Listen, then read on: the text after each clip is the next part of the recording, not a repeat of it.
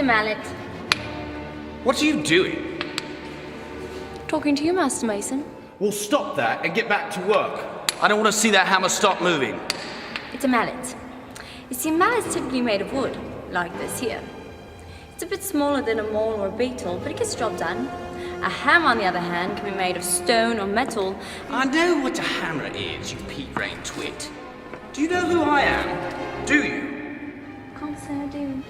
My father's father, and his father's father, and his father's father.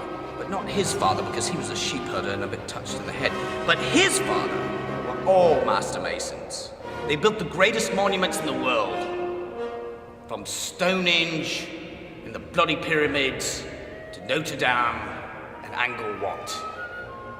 They were the finest masons ever to hold a chisel and smell the sweet elixir of life. Granite dust blowing in the wind like banshees after 1,000 pounds of dynamite had blown a quarry to smithereens. Surely sound like a man overflowing with wisdom. An astute and perceptive member of the guild. That I am. Surely someone with your extensive experience could help me with a simple problem I've had concerning the use of a hammer. Go on. Does the amount of energy delivered by hammer blow equal half the mass of the head times the square of the head speed at the time of impact? And if so, could Thor's hammer be used to pound a hole the size of Delaware into the dark side of the moon? I'm not sure I follow you.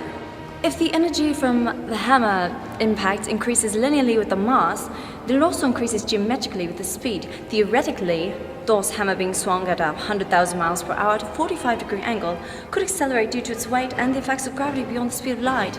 Ah, yes. But perhaps you've not taken into account the length of the handle. The handle would allow Thor to maximize the speed of the hammer.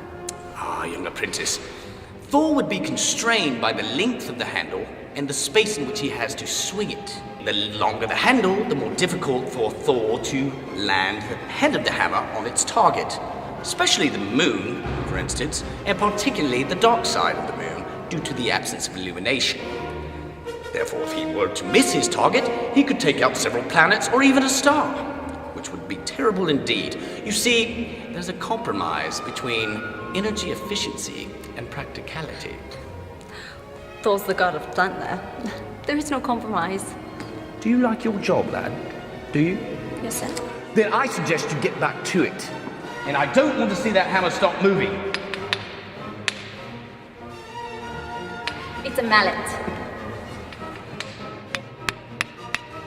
Bloody idiot.